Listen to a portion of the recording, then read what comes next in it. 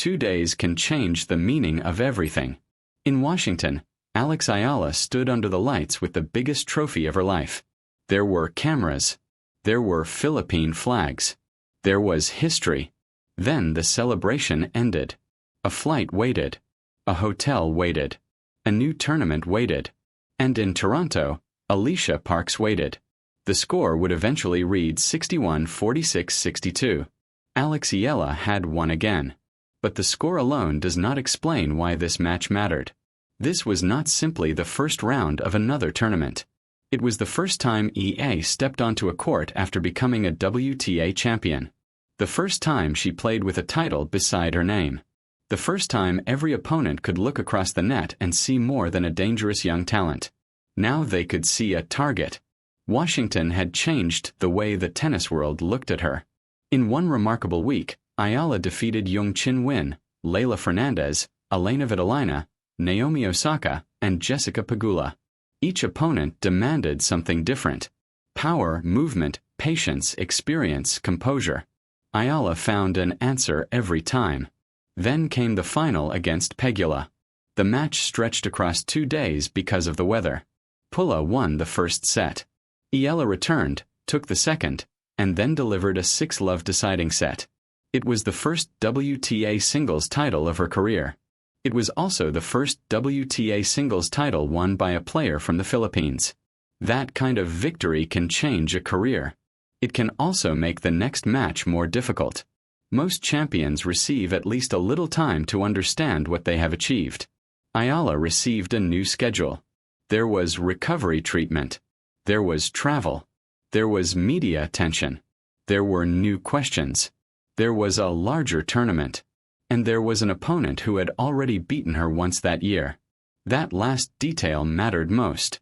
Alicia Parks did not need to imagine how a match against Eala could turn. She had already lived through it. Months earlier in Melbourne, Eala had opened their match with almost complete control. 6-love. 4-1 set, Parks had no answer. Then the match changed. Parks won the second set. 6-3. She won the deciding set 6-2. Eala went from total control to defeat. Tennis players remember results like that. They remember the patterns. They remember the moments when pressure moved from one side of the net to the other. Most importantly, they remember that a comeback is possible. So when Eala raced through the opening set in Toronto, the crowd saw another brilliant start. Parks had reason to see something else. She had survived an even more difficult opening against the same opponent before that gave the match its first layer of tension. Eala was not facing someone who needed to discover a path back. She was facing someone who already believed that path existed. The second layer was physical. Washington had demanded almost everything from the final had been interrupted. The emotion had stretched across 2 days. The celebration had been followed by treatment, packing, travel, and preparation. A player can look sharp early in a match while adrenaline still carries part of the load. Then small signs of fatigue can appear. The legs recover a little more slowly. The decisions arrive a little later. The margin becomes thinner. Nothing needs to collapse. At this level, a small delay can be enough. The third layer was expectation. In Melbourne, Eala had been the rising player with a loud group of supporters behind her. In Toronto, she entered as the DC Open champion. That changed the emotional direction of the match. Before Washington, every major victory could feel like a breakthrough. After Washington, every difficult moment could be treated like a test. Was the title sustainable? Could she win when opponents prepared for her differently? Could she compete when the crowd expected her to win? Those questions were waiting before the first ball was struck. Toronto understood what Washington had created. The original court was no longer enough for the number of people who wanted to see her.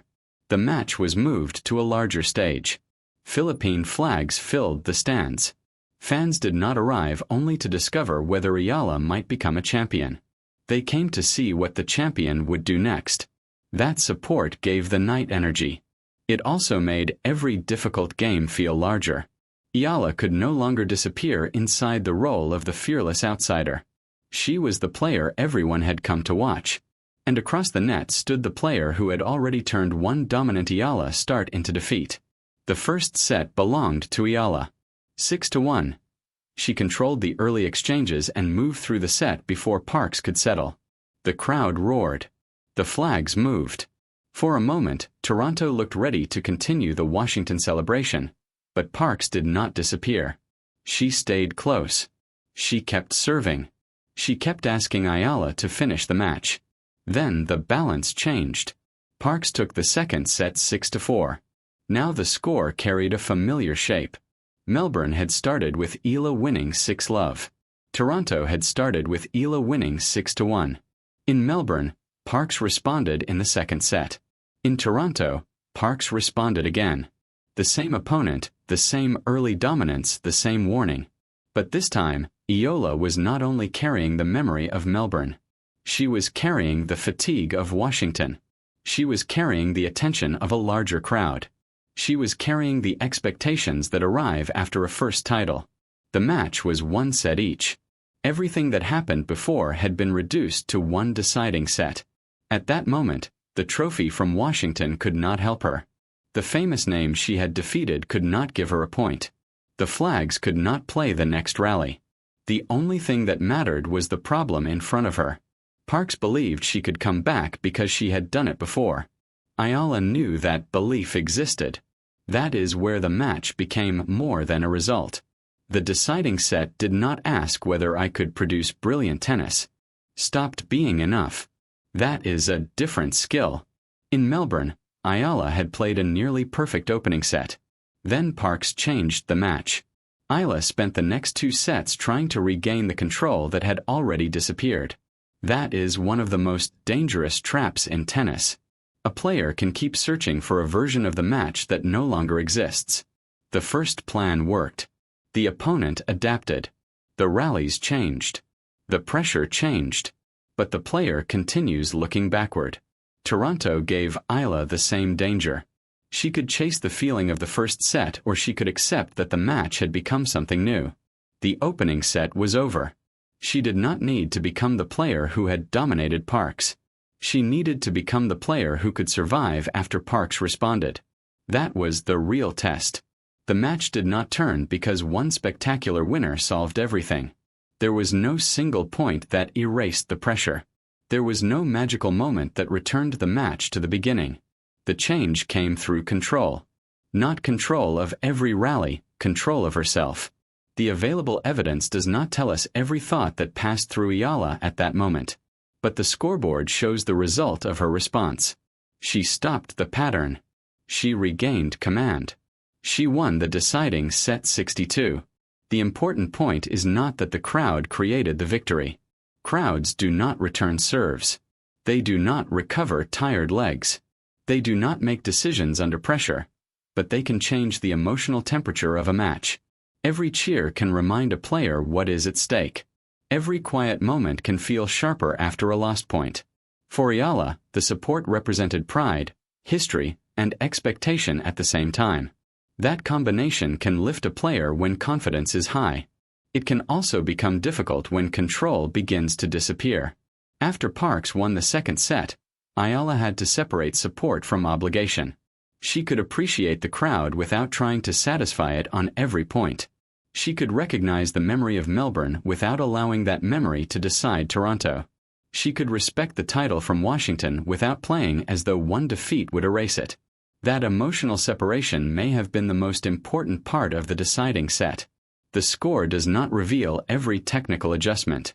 It does reveal that EA regained enough stability to stop the comeback. She did not need another 6-love set. She did not need to dominate every exchange. She needed to win the next important point, then the next game, then the next opportunity. That is how difficult matches are often recovered. Not through one dramatic transformation, through a sequence of controlled decisions. The victory also protected Eala from a dangerous narrative. Had Parks completed another comeback, every discussion would have returned to Melbourne. People would have asked whether Eala struggled to close against the same opponent. They would have questioned the physical cost of Washington. They would have treated the loss as evidence that the title had left her empty. Eala prevented that story from taking control. She did not erase the questions surrounding her future. She answered the question that mattered that night. Could she respond when the old pattern returned? Yes. And she did it before the memory became momentum for Parks. The symmetry was impossible to ignore. In Melbourne, Parks won the third set 6-2. In Toronto, Eala won the third set 6-2. The numbers were identical. The meaning was completely reversed. One score represented the moment Parks completed the comeback. The other represented the moment Eala refused to allow the same ending twice. That was not revenge in the simplest sense. It was growth. Eala had been given the same type of problem. The same opponent, another dominant first set, another second set shift, another deciding set. This time she produced a different answer. That difference matters more than the drama of the final score. A title proves that a player can reach the highest point of 1 week. A match like this reveals what she does when the conditions become uncomfortable again.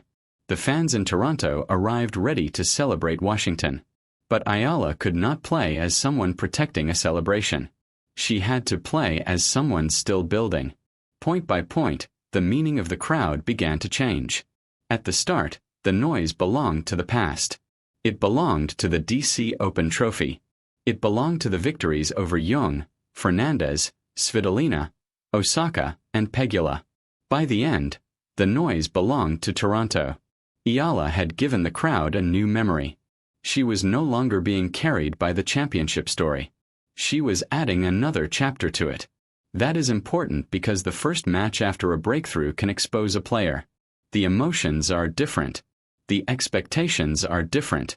The opponent prepares differently. You are no longer the surprise. You are the result everyone wants to challenge. Parks challenged it. She took the second set. She reopened the memory of Melbourne. She placed Eala inside the same kind of deciding set that had ended badly before. Then Eala changed the ending. 6-2. Not because the pressure disappeared. Because she played through it. Not because Melbourne was forgotten. Because the lesson remained useful. Not because Washington made her untouchable. Because Washington had given her evidence that she could stay composed when a match became difficult. That may be one of the clearest signs of development in tennis. Growth does not always mean avoiding an old problem.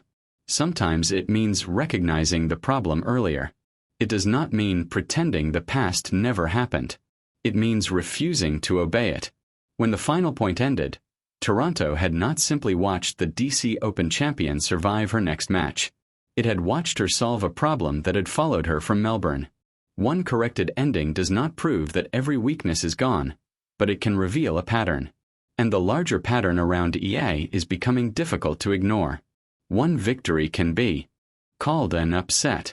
One tournament can be called a magical week, but when the same player continues answering different questions on different courts, surprise stops being a complete explanation. Wimbledon asked whether I could handle a historic stage. Across the net stood a defending champion, one of the most accomplished players of her generation. Eala had never reached the fourth round of a Grand Slam. No player from the Philippines had done it. Then Eala won 76-62. The result mattered because of the name across the net, but it also mattered because of the scale of the moment. Grand Slam pressure changes everything. The cameras remain longer. The crowd reacts to every point. The history of the tournament seems to surround the court. Eala did not play like someone asking permission to belong. She played like someone who believed the opportunity was hers. Washington asked a different question. Could she survive several elite opponents in the same week? Jung Chin-Win brought power. Leylah Fernandez brought movement and the confidence of a defending champion. Alina Svitolina brought experience and discipline. Naomi Osaka brought 4 Grand Slam titles and a history of hardcourt dominance. Jessica Pegula brought final pressure, home support, and the ranking of a world number 3. Eala did not solve one problem 5 times. She solved 5 different problems. Then Toronto asked something Washington could not. Could she live like a champion? That question may sound less dramatic than beating Osaka or Pegula. It is not. The first title changes the way a player is introduced. It changes the way opponents prepare. It changes the questions from reporters. It changes the reaction of the crowd. Most importantly, it changes the internal challenge. Before a title, a difficult match can feel like an opportunity. After a title, the same match can feel like something that must be defended. That is where players can become trapped. They start protecting the breakthrough instead of continuing the process that created it. Eala had almost no time to fall into that trap. Washington ended. Toronto began. There was a new city, a new hotel, a different court, a bigger tournament. The Canadian Open offered a deeper field and a larger reward. The first opponent was not a stranger. It was Parks, the player who represented an unresolved problem. That made Toronto the perfect test. Not because Parks was the biggest name Eala had faced. Because Parks knew how to hurt her. Eala won the first set 6-1. Parks won the second 6-4. The old danger returned. Then EA won the third 6-2. Same opponent, same type of match, opposite ending. That is often how development appears, not as a completely new situation, as an old situation handled differently. Wimbledon showed that EA could rise to a historic stage. Washington showed that she could survive a brutal series of opponents. Toronto showed that she could carry success into the next tournament without becoming trapped by it. 3 events, 3 different demands, 1 growing pattern. Eala is becoming harder to define with one strength. She can attack. She can absorb pressure. She can respond after losing control. She can play as the outsider. She can also play as the player everyone came to see. That final role may become one of the greatest challenges of her career. The demand for her Toronto match exceeded the space originally prepared for it. Fans did not arrive only because they were curious. They arrived because Washington had changed their expectations. Philippine flags were no longer appearing around a promising young player. They were appearing around a champion. Attention like that can become heavy. In Toronto, Eala turned it into energy.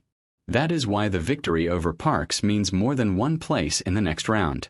Eala did not need another famous upset to prove something. She needed to handle the ordinary work that follows an extraordinary moment. She needed to wake up after history and compete again. She needed to accept that the tour would not pause while she celebrated. She needed to face an opponent who understood how to challenge her. Then she needed to solve the problem in real time. That is what champions eventually learn to do. They do not play perfectly every week. They do not dominate every set. They do not avoid every dangerous moment. They learn how to keep moving when the easy version of the match disappears. Washington gave the trophy. Toronto gave her confirmation. But confirmation is not completion. The field becomes more difficult from here. The scouting becomes deeper. The expectations become louder. The next question is no longer whether Eala can create one unforgettable week. The next question is how far she can go now that the surprise is over. Toronto did not come only to congratulate the DC Open champion. It came to discover what she would do next. 3 sets later, Eala had given an answer. Could she return to elite competition only days after the biggest moment of her career? Could she carry physical fatigue, emotional weight, and the expectations of thousands of people without losing the fearless tennis that produced the Washington title? Yes, but not because the match was easy. Not because every part of her game worked perfectly. Not because Parks allowed the celebration to continue. Eala won because the conditions became uncomfortable and she continued anyway. She changed cities. She entered a bigger tournament. She faced an opponent who had already beaten her. She watched a dominant first set disappear. She felt the match begin to follow a familiar path. Then she changed the ending. That is what Toronto revealed. Washington showed that Eala could reach the highest point of one unforgettable week. Toronto showed that she could wake up after history and begin working again. That may be the more important skill. Trophies are won during extraordinary moments. Careers are built during the ordinary days that follow them. The flights, the recovery sessions, the unfamiliar hotel rooms, the early practices,